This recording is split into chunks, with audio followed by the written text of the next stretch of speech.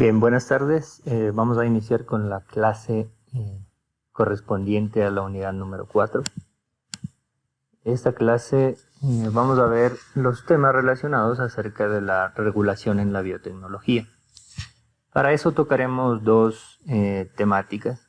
La primera será acerca de las normativas aplicadas en la biotecnología y la segunda será una revisión rápida de la función de las patentes en la ciencia y sobre todo en la biotecnología. Bien, la bibliografía básica que utilizamos es la que pueden observar en pantalla. Adicionalmente hay algunos archivos que se han subido a la plataforma, algunos artículos que ustedes deberían revisarlos para que complementen con la información dada en esta clase. Bien, a raíz de los importantes avances científicos que ha venido dando la biotecnología y todos los pasos avanzados que ha venido desarrollando esta ciencia, y todo ello ha desencadenado en muchas investigaciones recientes, la humanidad se ha percatado notablemente de la necesidad de tocar un tema. Y ese tema específico es el relacionado con la ética. La ética, ¿por qué realmente viene fundamentada la ética hacia la ciencia? Pues obviamente lo primero es que todos los procesos y sobre todo los investigadores han visto o se han visto en la necesidad de que las investigaciones tienen que, por todos los medios, tender a humanizarse. ¿Sí? Es decir, de que se piense primero o se trate de pensar primero en cuáles son los efectos que podría tener sobre todos los seres vivos y sobre todo en el planeta, ¿no? Entonces, miren, la biotecnología moderna, y sobre todo, en realidad, la enfocada en la alimentación, agricultura y medicina, que son tres de las áreas más importantes en las cuales se ve influenciado directamente el ser humano, ¿no?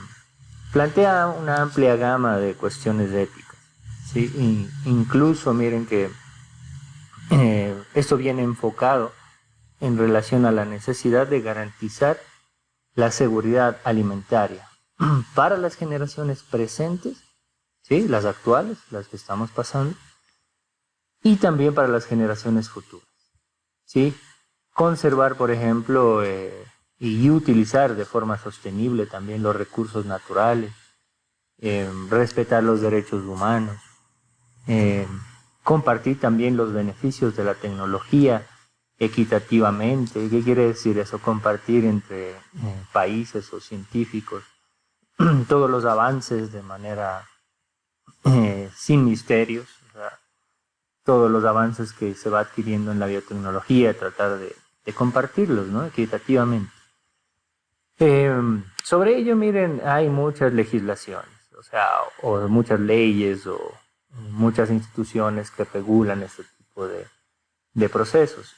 Entonces, la legislación nacional sobre todo, miren, y el derecho también en el cual se basa la legislación nacional, que es el derecho internacional, constituyen una de las formas en que se ponen en práctica todas estas preocupaciones. Es así, miren, que en los últimos años, nosotros hemos sido testigos, ¿verdad?, de todos los avances tecnológicos y cambios que han venido dándose en la ciencia. Pero asimismo, hemos sido testigos de los cambios a nivel regulatorio que existen, tanto a nivel nacional como internacional. Caso, por ejemplo, las normativas a las cuales tenemos que regirnos siempre, por ejemplo, en el caso de productos, qué sé yo, las normativas INEN, en el caso de procesos o de el tema ambiental, diferentes normativas para descarga de fluentes, etcétera, ¿no? Entonces, así mismo como ha ido avanzando la tecnología y la biotecnología, también hemos ido evolucionando mucho en todos los cambios a nivel regulatorio que se están dando, ¿sí? Entonces, miren, aquí es importante tocar algo relativamente resaltable. Miren, aquel calificativo que se les da a los países en desarrollo, ¿sí? A todos los países que estamos en desarrollo actualmente, producido precisamente por las reflexiones a las que se ha visto abocada o a la que se ha visto empujada la comunidad internacional, sobre todo por problemas medioambientales, y sobre todo también, no obstante, para que en cada país sea diferente una legislación de otra, porque miren, es importante comentar que ustedes saben que los países industrializados son los que mayor cantidad de contaminación generan, mayor cantidad de pruebas en seres vivos se desarrollan. No es así, o bueno, en menor medida en países latinoamericanos o en nuestro país también, ¿no? Entonces, es importante también darse cuenta de que ese calificativo de países en desarrollo tiene que ser bien fundamentado, o es bien fundamentado en la actualidad, ¿no? Como saben, los desarrollos avances científicos y tecnológicos tienen sus consecuencias, tanto benéficas y perjudiciales para el ser humano y el medio ambiente. Entonces, miren, los avances científicos y tecnológicos han llevado o han conllevado a que la comunidad internacional inicie procesos o legislaciones o tratados para que, complementados con la legislación, obviamente, de cada uno de los países o estados, se trate o se enfoque en preservar algo importante que es, o algo sacro, ¿no? Sagrado, como es la naturaleza y la diversidad de las especies. Entonces, es importante esta introducción, porque de ahí radica todo lo que vamos a ver más adelante, ¿no? Es decir, hay que tener conciencia en todos los procesos que se conllevan. Ya hemos venido hablando anteriormente, de a poquito, en las clases. Pero aparte de que existe la conciencia personal, la legislación también te impide trabajar o tratar de cierta forma algunos pacientes o algún tipo de sujeto de estudio, ¿no? Entonces vamos a ir revisando de a poquito cómo ha ido evolucionando esto y qué influencia ha tenido sobre la biotecnología, ¿no? Cómo ha ido evolucionando la legislación y todo este tipo de normativas, y cómo han sido o cómo ha venido influenciando eso en la biotecnología. Como ya les había dicho antes, si tienen alguna duda o observación, traten de interrumpir sin problema, ¿ok? Bien, miren, durante la Segunda Guerra Mundial existieron una serie de cambios, ¿no? A nivel de humanidad o a nivel también científico y tecnológico. Entre experimentos, todo, mejor dicho, o la Segunda Guerra Mundial se desarrolló entre experimentos médicos, científicos, cámaras de gas, hornos crematorios y otras prácticas aplicadas por los doctores de esa época, ¿no? Enfermeras, profesionales de la medicina, y etcétera. Es así, miren, que se menciona que se llegaron a exterminar un promedio entre 9 y 10 millones de judíos en esa época, ¿no?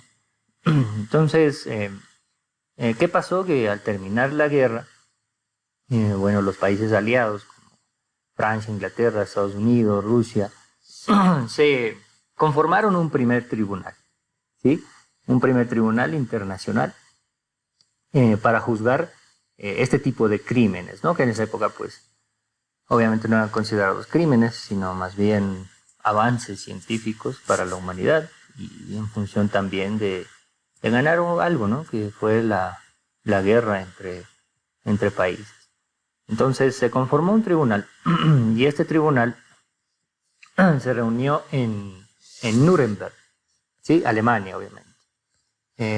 Es así, miren, que en ese país, luego de largo tiempo de reuniones y juicios, se da a conocer un código, o se da a conocer eh, más que nada una serie de documentos, que en realidad eran como 6 o 7 documentos, eh, como resultado de este tribunal, o un juicio realmente fue, el juicio de Nuremberg.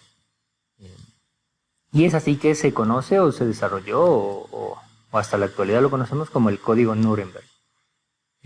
Dicho código, miren, obviamente señaló un hito muy grande en la humanidad, porque ese hito, o mejor dicho, o este código, fue realizado en respuesta a todos los horrores difundidos en los juicios nazis, ¿no?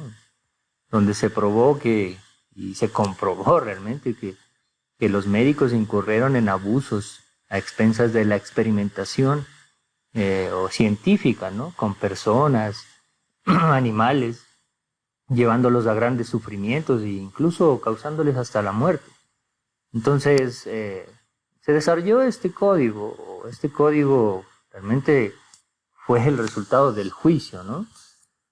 Este código que se articula ya a nivel mundial contiene básicamente, en realidad son 10 principios básicos de la investigación. Más que nada esto está enfocado a la investigación biomédica, ¿no? Pero la biotecnología pues obviamente incursiona también en esta área, por lo tanto es importante conocer, ¿no?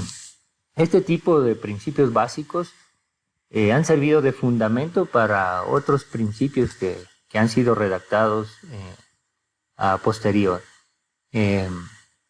Las normativas que se dieron a conocer a la humanidad en esta ciudad, en Nuremberg, como referente a las investigaciones que se daban en esa época, más o menos se establecieron algunos principios que les voy a dar. Miren, el primero se refería al consentimiento voluntario. El consentimiento voluntario, obviamente, del sujeto humano, ¿no? Del ser humano. Y se menciona, o se mencionaba que ese consentimiento es absolutamente esencial para iniciar cualquier investigación, ¿sí? Es decir, para que tú te sometas a un proceso o seas un sujeto de prueba, tiene que ser previamente consentido, ¿no? Ese fue el uno de los primeros principios que se estableció en el código. Posteriormente, bueno, otro de los principios es, por ejemplo, que el experimento debe realizarse con la finalidad de obtener resultados fructíferos para el bien de la sociedad, obviamente. Entonces, todo debería estar claro, es decir, cuál es mi objetivo de mi investigación, ¿no? Y desde ahí es donde sale el objetivo de todas las investigaciones. O sea, se debe establecer qué resultados pienso obtener, ¿sí? Y si son en beneficio o no de la humanidad, o del medio ambiente, en este caso, o de otro tipo de especies que convivimos en este planeta. Otro principio es que, y realmente de ahí viene la parte científica, ¿no? Otro de los principios importantes es que los experimentos deben ser diseñados y basados en resultados obtenidos mediante una experimentación previa, ¿sí? Y ahí es donde nace el tema de los animales de prueba, ¿sí? Es decir, toda experimentación no puede ser realizada directamente en ser humano o en seres humanos. Tiene que haber una experimentación previa realizada en animales y obviamente con pleno conocimiento de la historia natural del tema. Es decir, no cualquier persona puede meterse a experimentar con animales a modo de justificar de que es una investigación. Eso no se puede realizar, ¿no? Otro de los principios es que los experimentos, todo tipo de experimentos, deben ser conducidos de manera tal que evite el sufrimiento o daño mental del experimento o de la persona que se somete al experimento, ¿no? Es decir, por más que sea un animal o un ser humano, tiene primero que tratar de evitarse el sufrimiento físico y mental. ¿Ok? Eso es otro de los códigos. Otra cosa importante es que el experimento debe ser conducido únicamente por personas científicamente calificadas y que tengan un grado alto conocimiento en las técnicas y cuidado que se requiere para ese tipo de experimentos. No, miren, de ahí viene todo este tema de la investigación científica, ¿no?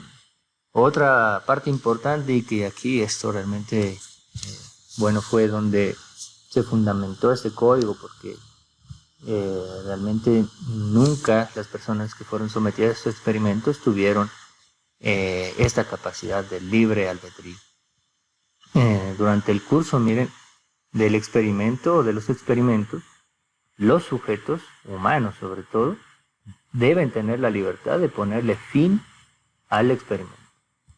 Es decir, tener el libre albedrío de decir, basta, no quiero ser más sujeto de experimento, y lo pueden hacer. Dentro del código está este principio. Otro de los principios, miren, también es importante saber que el científico o la persona que realiza el experimento, durante el curso de este experimento, él puede estar preparado, debe estar capacitado, hablo del científico, ¿no?, para interrumpirlo en cualquier momento. Sí, obviamente si tiene razones para creer que en el ejercicio de este o el desarrollo de su experimento puede resultar una lesión o incapacidad o muerte de un sujeto bajo experimentación. Entonces, esos principios fueron establecidos, miren, a partir de todas estas atrocidades que ocurrieron en la Segunda Guerra Mundial. ¿Sí? Y bueno, y de ahí parten todos los que vamos a ver a continuación. Miren, hay otros tipos, por ejemplo, después del Código de Nuremberg, la humanidad, como les digo, ha conocido diversos intentos para regular la investigación en los seres humanos. Entre muchos ellos, por ejemplo, se encuentra la Declaración de Helsinki. ¿Sí? La Declaración de Helsinki está radicada en una serie de propuestas y normas internacionales que fueron desarrolladas en una reunión con varios países, y obviamente está dirigida netamente a la investigación biomédica en sujetos humanos. ¿Sí? Entonces, a partir de ese tipo de ensayos con seres humanos, se adoptaron ciertas normas internacionales, miren, que siguieron, no sé, códigos de éticas o códigos establecidos anteriormente o en varios países en base a las investigaciones biomédicas, ¿no? De esta, bueno, hay varias declaraciones de Helsinki. Hay la segunda, por ejemplo, declaración de Helsinki, en la cual se establece una diferenciación o una distinción clara entre una investigación con fines esencialmente de diagnóstico o terapéutica con respecto al paciente, y una investigación cuyo objeto esencial es puramente científico, y otra con la finalidad terapéutica respecto al paciente, ¿no? Esto obviamente está dirigido a la parte biomédica, y que bueno, la mayoría de códigos están enfocados hacia allá porque la parte biomédica trata con seres humanos, ¿no?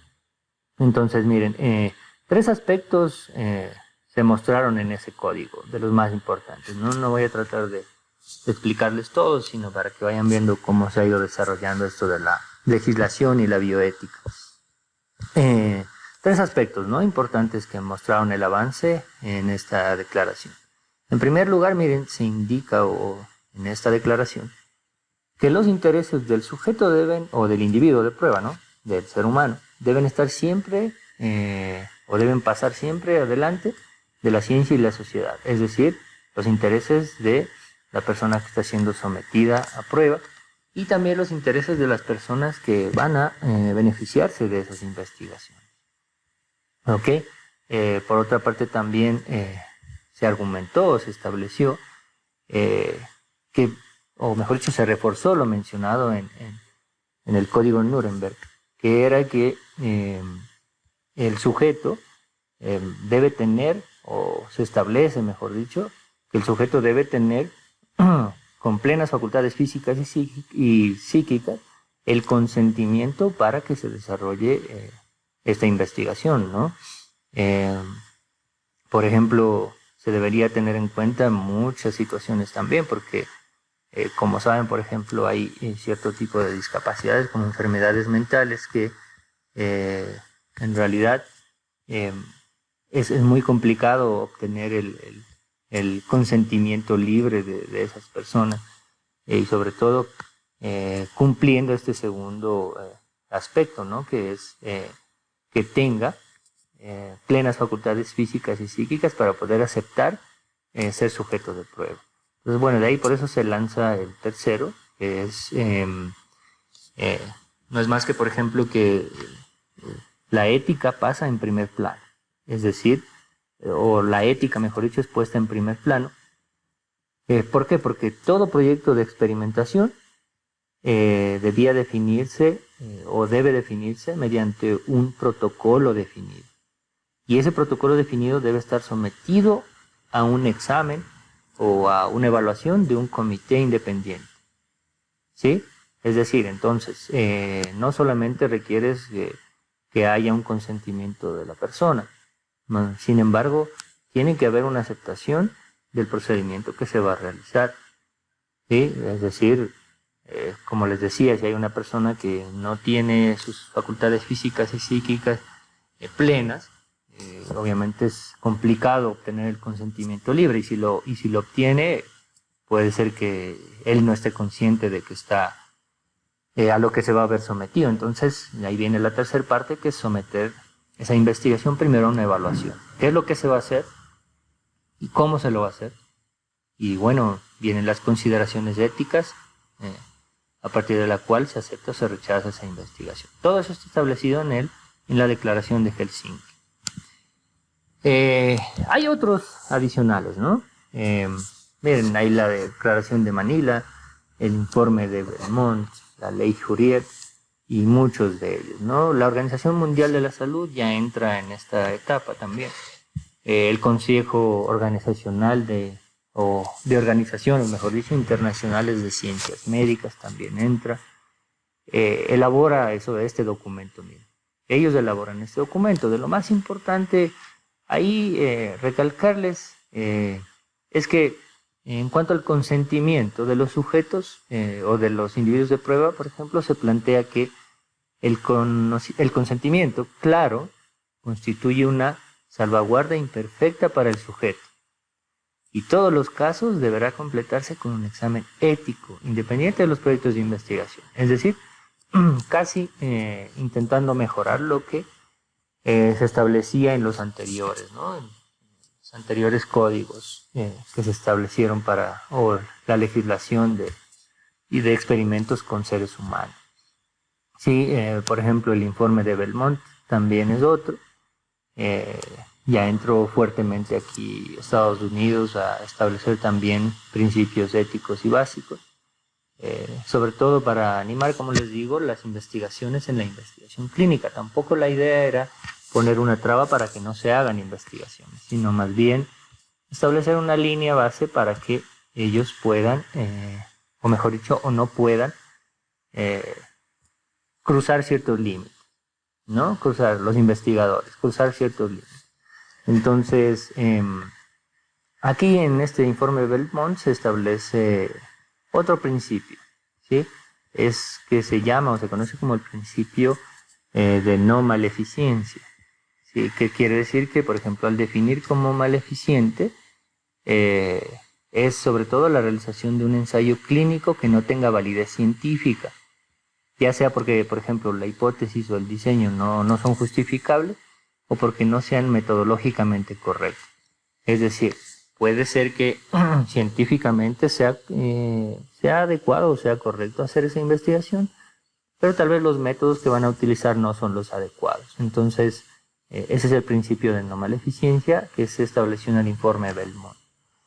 Otro de los principios, o otra ley mejor, que se va estableciendo conforme pasó el tiempo, estamos hablando más o menos entre el año de 1985 y 1990, se van estableciendo este tipo de declaraciones, informes, leyes, que se fueron adoptando, ¿no? Ya les voy a explicar en qué nos ha servido esto. Entonces, aquí, por ejemplo,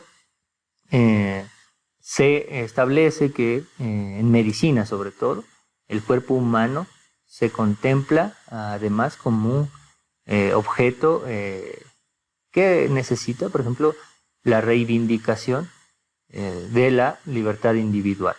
Entonces, esto se traduce, chicos, sobre todo, miren, que de que yo puedo disponer de mi cuerpo, ¿sí? O sea, yo puedo disponer de mi cuerpo y como tal, se observa, por ejemplo, de que yo puedo prestar mi cuerpo a participar en la investigación. Por lo cual se establece que la participación, por ejemplo, de sujetos sanos en investigaciones biomédicas sería modestamente indemnizada, y de ahí es donde viene todo el negocio también de los órganos humanos y todo eso. Entonces, esto fue establecido en Francia, si no me equivoco, porque se inició, por ejemplo, o se estableció, mejor dicho, esta ley en la cual la participación de sujetos sanos se indemnizaban con 20.000 francos, si no me equivoco, al año como máximo. Entonces, bueno, a partir de ahí partió también todo esto, como les comento, de la donación de órganos, de la venta de órganos, etc. ¿Ok? Miren, entonces, miren, hay más de 100 declaraciones internacionales, hay un sinnúmero de declaraciones internacionales relacionadas con el tema de la biotecnología y de la bioética.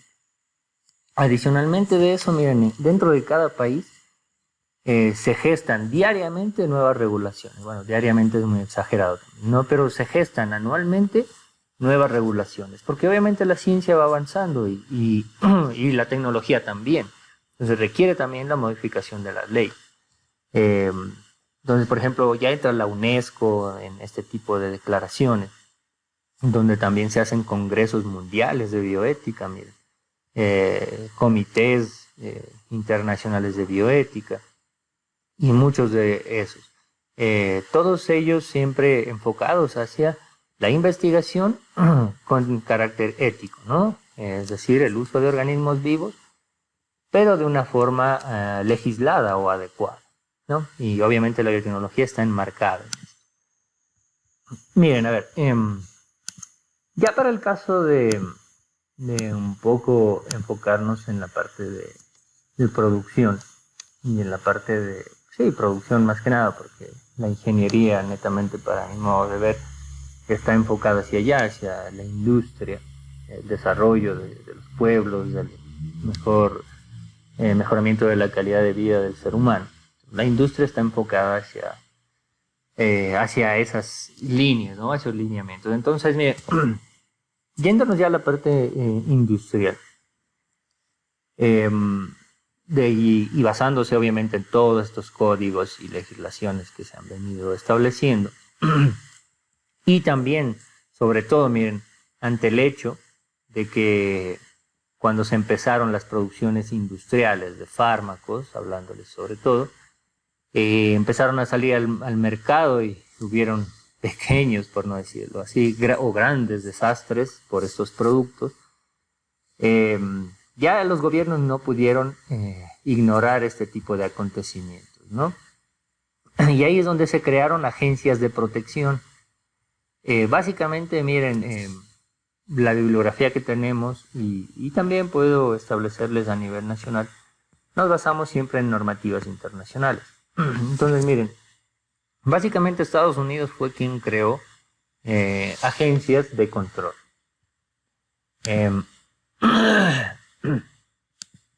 Estas agencias, miren, estas agencias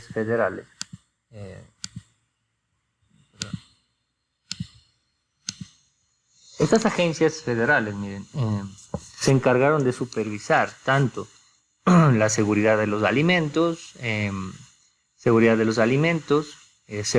en las medicinas también, para proteger el medio ambiente y muchos otros.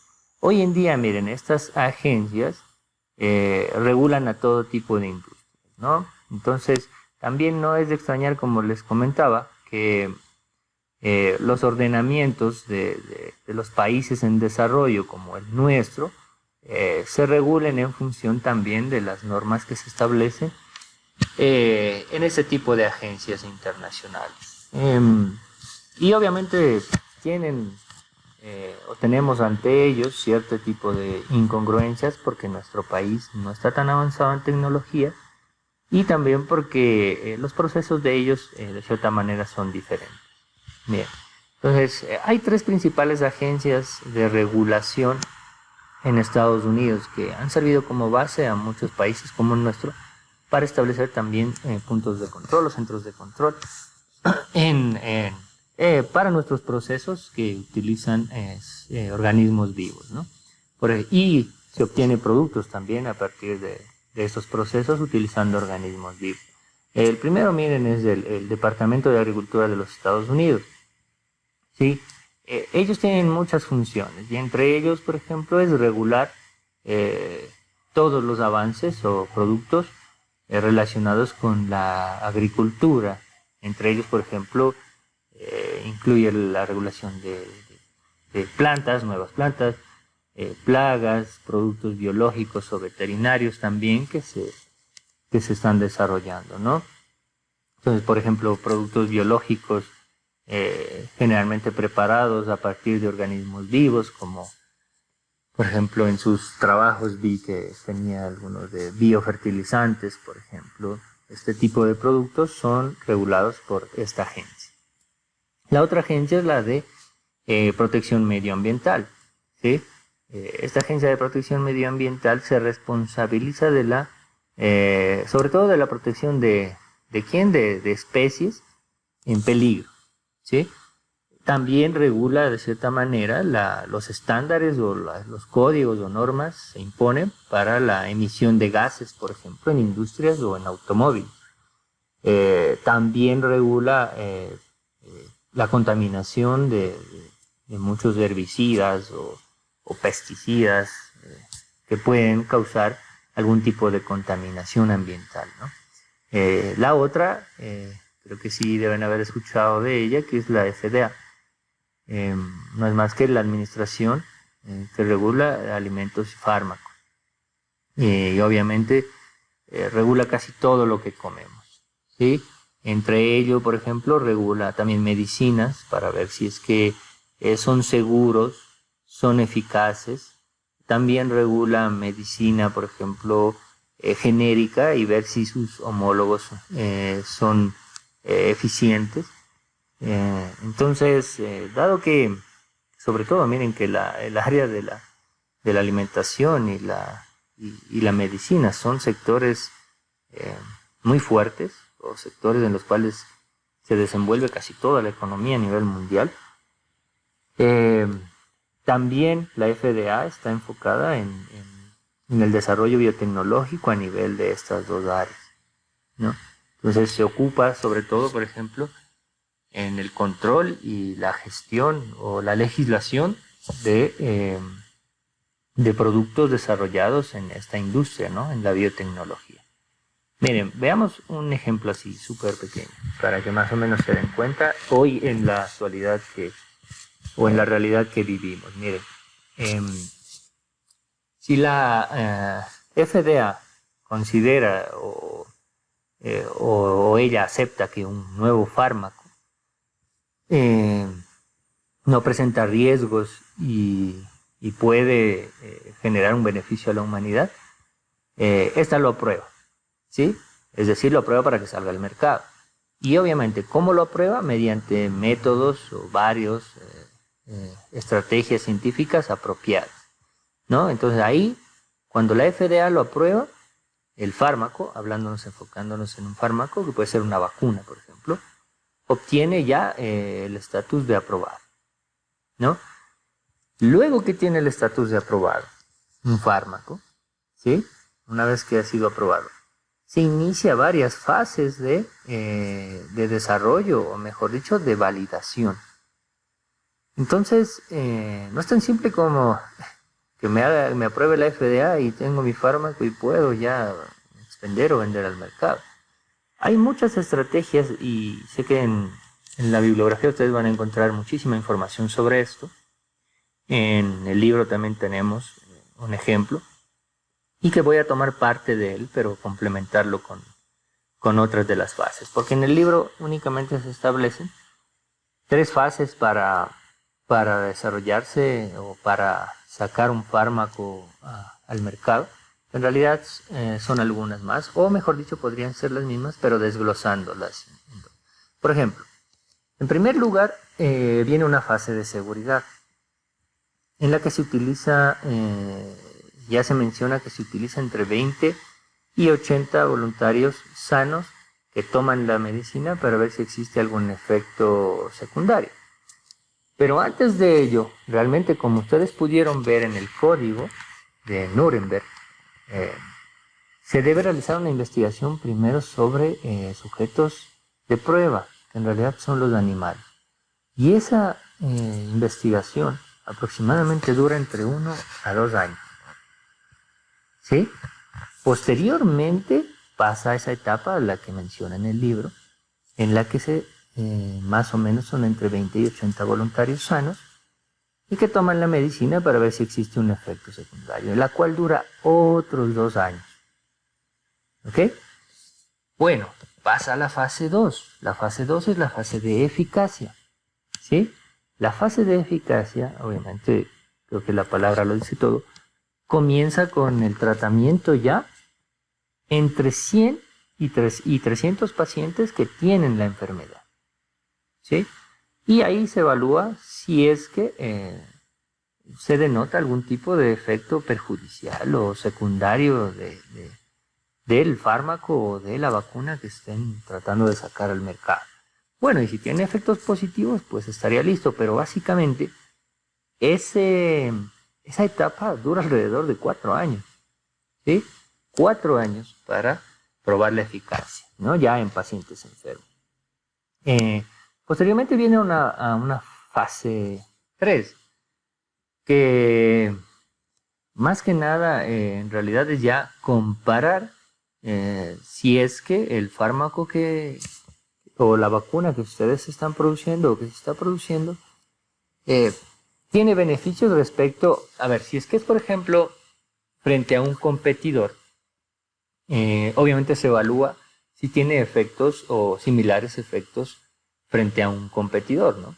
Pero en el caso, por ejemplo, de productos nuevos, normalmente no tienes con qué comparar, así que la manera de hacerlo es incrementar el número de enfermos o el número de sujetos de prueba, que participan alrededor de unos 1,000 a 3,000 pacientes, los cuales, por ejemplo, si es el caso de que estás compitiendo o probando frente a otro fármaco o producto, es a los cuales también se les dosifica o se les da el fármaco de prueba y el fármaco competidor, ¿no? Para impedir que haya sesgos en el análisis. Y si es que es el caso de una vacuna nueva, pues obviamente únicamente se dotará de ese tipo de vacuna y también se tendrá blancos, ¿no? Bueno, eso en realidad tiene en función del tipo de muestreo que estén trabajando, pero normalmente aquí lo que se hace es incrementar el número de sujetos de prueba, entre 1,000 y 3,000. Esta fase tiene una duración aproximada de 6 años, ¿sí? Para evaluar el potencial del fármaco frente a otros competidores o el potencial del fármaco frente a diferentes sujetos de prueba con diferentes metabolismos, ¿no? En la bibliografía, como les digo, van a encontrar una serie de estructuras cronológicas en las que les dicen, no, esta fase dura 5 años, esta 3, e incluso en la misma bibliografía que utilizamos como base tiene otra estructuración. Ojo, que eso radica mucho en la capacidad que tienen los países en tecnología, ¿no? Obviamente el libro está basado básicamente en la economía estadounidense, así que para ellos es muy simple o tal vez es más corto el tiempo. Pero en promedio, esta fase para todo el resto de países o a nivel mundial dura 6 años. Y bueno, la última fase que realmente no está establecida en la bibliografía, sí en algunos artículos científicos, y me parece muy importante en relación a la bioética. Porque es verdad que, por ejemplo, una compañía farmacéutica puede sacar un producto al mercado y tal vez pasa todas las fases de prueba y las fases de comparación, etc. Pero posiblemente ocasione un daño a largo plazo. Y eso es importante evaluarlo o tratarlo de verificar de manera continua. Entonces, hoy por hoy la legislación les exige a las farmacéuticas y empresas que se dedican a la producción de fármacos, puede ser por vía biotecnológica y, mejor dicho, sobre todo los que son obtenidos por vía biotecnológica, porque se utiliza generalmente organismos genéticamente modificados, a que evalúen si no hay reacciones adversas a posterior. Y eso tiene que ser continuo. Es así, miren, que yo he hecho un promedio y alrededor la producción de una vacuna o de un nuevo fármaco que va a ser utilizado por seres humanos dura alrededor de 15 años su evaluación, y para decir este fármaco es probado y comprobado y puede utilizarse sin miedo y de manera adecuada. ¿Sí? Miren que las compañías farmacéuticas son de las industrias que más réditos económicos tienen a nivel mundial. Es exorbitante la cantidad de dinero que ellos generan a nivel mundial. Y básicamente la economía de los países está basada netamente, o parte mejor dicho, en el desarrollo de sus empresas farmacéuticas. Creo que algún rato les había mencionado. Miren, otro dato importante es que también las compañías biotecnológicas gastan cerca de 1.200 millones de dólares al año en introducir un producto biotecnológico en el mercado. ¿Sí? Y también se menciona, y pueden comprobarlo en la referencia que tenemos del libro, que se menciona que la aprobación de la FDA en ese país dura también alrededor de 15 años. Entonces no estamos tan lejos con el análisis. ¿Sí? Que se ha sacado de varios o de varias publicaciones. Entonces es importante que conozcan eso, chicos. Bien, ¿qué pasa en el caso nacional? ¿Qué pasa con nuestra legislación nacional? Miren, las principales aplicaciones biotecnológicas, sobre todo, ¿no? que tenemos en nuestro país o que se desarrollan en nuestro país, son dirigidas hacia el cultivo de tejidos, marcadores moleculares, tecnologías transgénicas, sí, en parte, pero casi todo eso, todo ese tipo de técnicas que les estoy estableciendo, cultivo de tejidos, marcadores moleculares, tecnologías transgénicas, está dirigida básicamente a la aplicación en la industria agrícola, ¿sí? O hacia la línea agrícola. Entonces, esas tecnologías obviamente están limitadas por la localización o por el desarrollo de nuestro país. Miren, en América Latina, sobre todo las aplicaciones, los marcadores moleculares, perdón, y sobre todo las aplicaciones de tecnologías transgénicas, están limitados básicamente a pocos países. Por ejemplo, Argentina, Brasil y México son los que tienen una avanzada, y bueno, ahora se suma también Chile en la actualidad, en la aplicación de tecnologías que utilicen transgénesis, ¿no? No sé si se acuerdan de transgénesis vegetal y todo eso. Entonces, miren, el enfoque actual en nuestro país respecto a la investigación, y sobre todo relacionada a la biotecnología, está básicamente enfocado hacia las universidades y hacia centros públicos de investigación, ¿no? Centros estatales de investigación. Entonces, hay muchas investigaciones, pero básicamente enfocadas hacia la producción vegetal, mejoramiento de variedad vegetal. De tomate de árbol, por ejemplo, se encuentran algunos, de tubérculos andinos, de arroz, por ejemplo, y etcétera, ¿no? Entonces, todo ese tipo de tecnologías en nuestro país, biotecnología y la parte también de genética, está dirigida hacia allá, hacia el cultivo o hacia la parte vegetal. Bueno, no quiere decir eso que no tenemos ningún avance, ¿no? En la actualidad sí hay muchos laboratorios que reciben o que tienen buenos equipos y nuevos equipos, generalmente enfocados hacia la biotecnología, y esos son las universidades, ¿no? Las universidades, algunas de ellas como la ESPE, la Central, la ESPOL, la Católica, tienen buenos laboratorios en los cuales se puede trabajar en modificaciones genéticas a baja escala, ¿no? Que posibilita el desarrollo de la biotecnología. Es así también que los laboratorios como el INIAP, tenemos en Puerto Viejo, y muchos otros también aplican algunas series de biotecnología, cultivos de tejido, y en algunos casos, incluso en algunos países, en algunas ciudades, marcadores moleculares, no en todas. Generalmente es cultivos de tejido, nada más. Pero miren, respecto al tema de bioseguridad, la bioseguridad básicamente está enfocada o viene dada por parte de los gobiernos locales. Entre ellos, miren, el país, o en el país, mejor dicho, se ha iniciado un proceso, o se está desarrollando, mejor dicho, una comisión de bioseguridad, que generalmente está integrada por varios ministerios, entre ellos el Ministerio del Medio Ambiente, el Ministerio de Agricultura, el Ministerio de la Producción, de Comercio Exterior y el de Salud Pública. Entonces, bajo ellos estamos cobijados, todos nosotros, en la cuestión de bioseguridad, con un pequeño enfoque en la ética, ¿no? Más enfocado hacia la legislación. ¿Sí? Bioseguridad enfocada a la legislación más que a la bioética.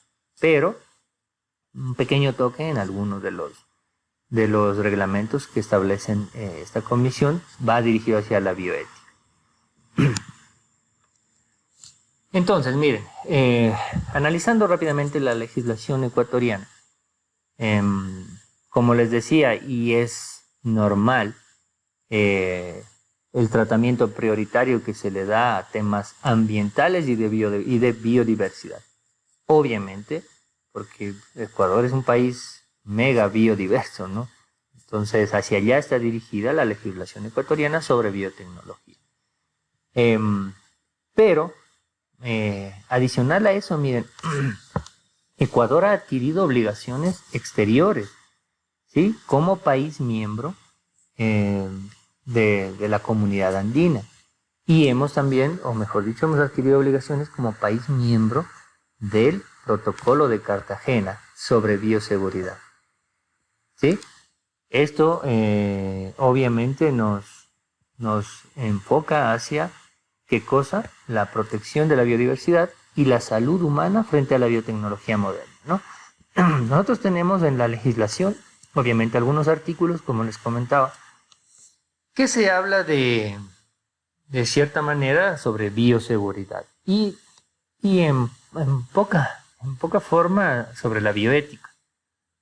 Pero pertenecemos, o mejor dicho, o adquirimos obligaciones con países fuera, ¿no? O países andinos que también están enfocados en controlar la producción biotecnológica. Entre ellos, como les comento, nosotros dentro del Protocolo de Cartagena. Por otra parte, también hemos adquirido, miren, algún tipo de convenio o algún tipo de compromiso para la regulación nacional sobre organismos genéticamente modificados. ¿Sí? Y también se ha establecido mucho esto en los artículos de la República del Ecuador, ¿no? Es decir, en la Constitución se ha establecido algunas leyes en algunos artículos acerca del uso de organismos genéticamente modificados. Bueno, y en materia también interna ya, el país también ha ratificado o ha firmado ciertos convenios dentro, por ejemplo, de la Convención de la Diversidad Biológica, ¿sí? Hemos firmado también algunos acuerdos, el protocolo de Cartagena, como les decía, también sobre bioseguridad, y muchos otros instrumentos, ¿no? Dentro de ellos, por ejemplo, instrumentos internacionales con los cuales tenemos ciertos lineamientos direccionados hacia el control de la biotecnología. Organismos como, por ejemplo, la Organización Mundial del Comercio, la Organización Mundial de la Salud, y entre los cuales con ellos hemos manejado muchos protocolos que nos permiten el uso eficiente y seguro de organismos modificados genéticamente, de organismos utilizados en la biotecnología moderna, qué sé yo, también la utilización sostenible de la megadiversidad del país, de la salud humana también.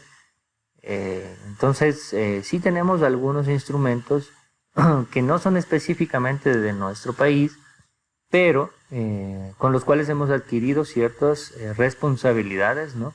Y es decir, nos hemos puesto a las órdenes del día para trabajar bajo estos lineamientos. ¿Ok?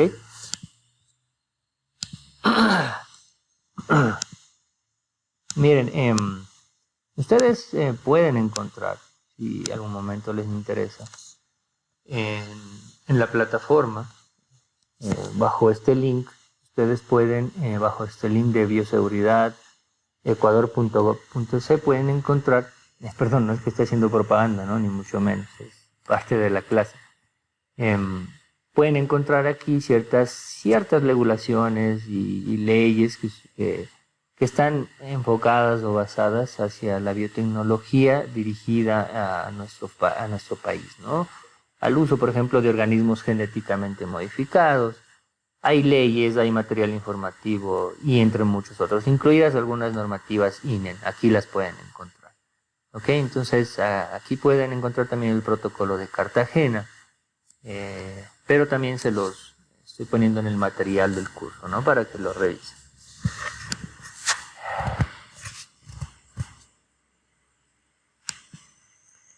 Bien, pasemos a otra parte importante. Es muy importante la parte de la ética, que bueno, tocaremos ya en la última clase, ya algo un poco más específico. Pero la parte de bioseguridad y legislación, bajo qué legislación estamos cobijados en la producción industrial utilizando organismos vivos, es importante, pero también es parte importante conocer qué nos cobija a nosotros. Y lo que nos cobija a nosotros básicamente son las patentes dentro de la biotecnología. Entonces, miren, básicamente una patente le proporciona derechos exclusivos a un inventor o investigador respecto a un producto desarrollado, obviamente, de su autoría, sobre todo porque prohíbe que otros fabriquen, utilicen o vendan el producto durante un determinado número de años. Sí, no me voy a adentrar mucho en este tema. Yo les dejo un enlace para que hay una charla muy buena que se realizó en la Universidad Amazónica sobre patentes, y ahí encontrarán todos los detalles. ¿Qué es patente? ¿Qué es registro de marca? ¿Qué es registro de imagen? Etcétera, ¿no? Hay diferentes tipos en nuestro país, ¿no? Entonces, miren, para obtener una patente, un descubrimiento o una investigación debe cumplir 3 requisitos básicos. Primero que debe ser novedoso, no debe resultar obvio y tiene que tener alguna utilidad. ¿Ok? Básicamente así se establecen las patentes a nivel mundial. Para la industria biotecnológica, miren, patentes fuertes suponen negocios fuertes. Y sobre todo para la industria farmacéutica relacionada con la biotecnología, ¿no? Es así, miren, que las patentes en algunas industrias, ¿no?, son el activo principal por el cual una compañía biotecnológica de éxito se evaluará durante todas las fases de su desarrollo. Es decir, cuántas patentes tienes en tu empresa biotecnológica radicará en el éxito que tiene tu empresa, ¿no?, durante todas las fases de su desarrollo o de su implementación. Miren, obviamente sin la protección de una patente, una compañía puede comprar el fármaco o duplicarlo y venderlo a un precio menor, incluso porque no gastaría en investigación primero, y muchas empresas tienen la capacidad tecnológica mucho más alta, ¿no? Entonces, hagan de cuenta que no es lo mismo empacar a mano que empacar en una máquina, ¿no? Ya no utilizas horas hombres, sino más bien utilizas un equipo que te da un rendimiento muy alto, ¿no? Entonces, miren, hay varios tipos de protección, ¿no? Hay protección de innovaciones, y sobre todo, miren, innovaciones agrícolas en nuestro país no tienen mucha relevancia. Y esto es contradictorio porque en nuestro país debería haber un número de patentes elevado relacionado a innovaciones agrícolas. Nuestro país, por naturaleza, es agrícola en casi todas sus regiones, pero el número de patentes es bajo. Eso sí, miren que, ya yéndonos un poco más arriba, a nivel mundial, pueden darse cuenta en el gráfico que para el 2017 la demanda de títulos o de patentes de propiedad intelectual alcanzó un nivel récord en el mundo. Y obviamente liderando China la solicitud de patentes y registros de marcas, diseños industriales, etcétera, los diferentes tipos de maneras de patentar o de asegurar una marca, ¿no? Entonces, y pueden darse cuenta que ese mismo año América Latina tuvo el índice más bajo en registro de patentes. Entonces, eso sugiere, obviamente, un estancamiento en la región. ¿Sí? O sea, no estoy tratando de que ustedes intenten todo lo que generan o lo que producen patentar, pero sí es importante verificar si su avance tiene o cumple esos tres aspectos para poder ser un posible registro de marca, registro de imagen, invención, producto nuevo, no sé. ¿Sí? Miren, países europeos como Alemania, Francia, tienen varias patentes en flores, ¿no? Pueden creer que Alemania, que es un poco productor de flores, tiene patentes en ese tipo de productos.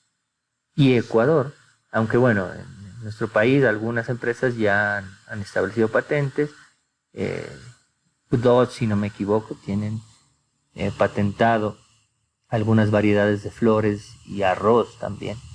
Pero nosotros tenemos una cantidad innumerable de fábricas o de productoras de flores y no tenemos a ese nivel el número de patentes.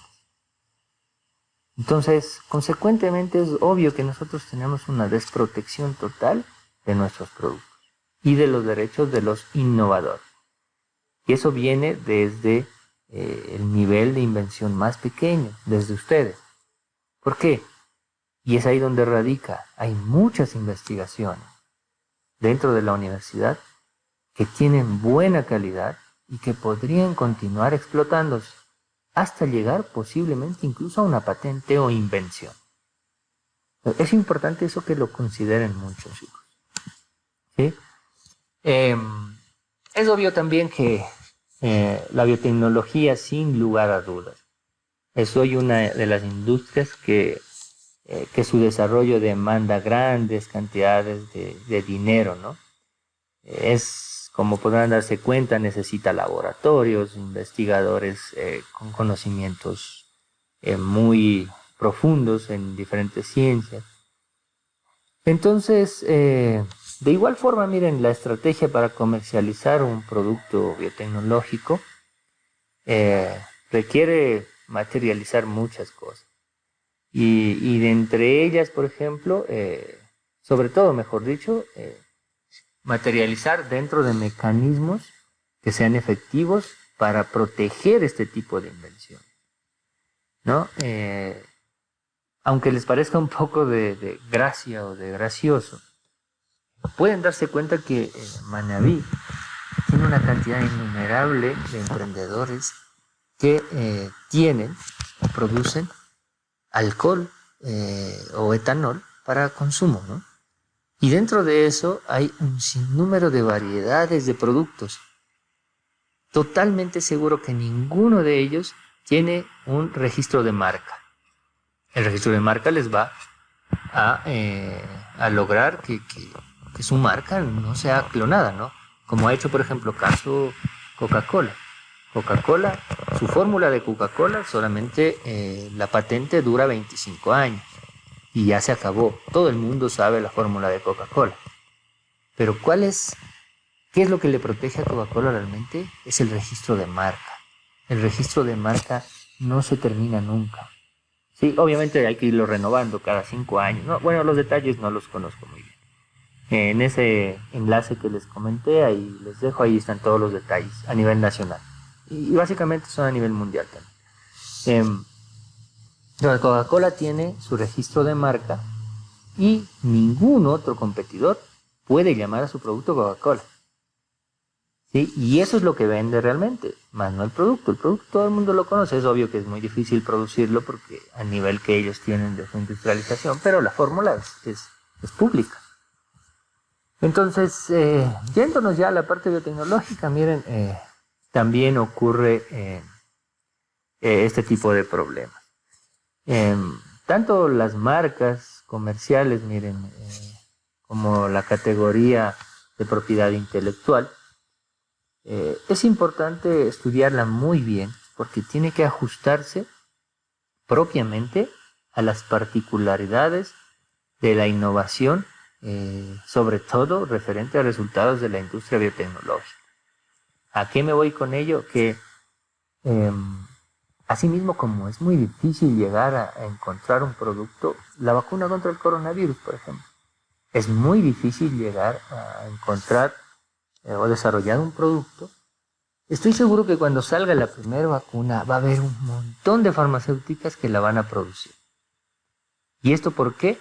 Porque realmente los conocimientos y las estrategias utilizadas básicamente son similares. Más sin embargo, lo que se va a patentar o se va a remarcar ahí es el registro de marca o alguna particularidad que tenga X o Y proceso. No, yo utilicé, voy a dar un ejemplo, no es que así lo hacen. Yo utilicé una levadura. No, yo utilicé E. coli para la producción. Entonces, básicamente, ¿por qué les digo esto? Porque dentro de las patentes no te va a permitir tal detalle para poder registrarla. Por eso es lo que digo que, bueno, realmente, y sobre todo la legislación nacional, es muy difícil que, por ejemplo, si una persona va y dice, miren, yo desarrollé esta vacuna contra el coronavirus y lo hice con levaduras Saccharomyces. Bueno, la patenta. Viene otro y dice, no, yo hice la misma vacuna, pero lo hice con E. coli. No, pero sí es el mismo producto. No, pero mi proceso es diferente. No, es que el proceso no se patenta. Y hay una serie de detalles que van bloqueando este tipo también de propiedad intelectual, ¿no? Eso es una particularidad muy importante en la biotecnología. Bueno, dentro de las plataformas gubernamentales ustedes van a encontrar.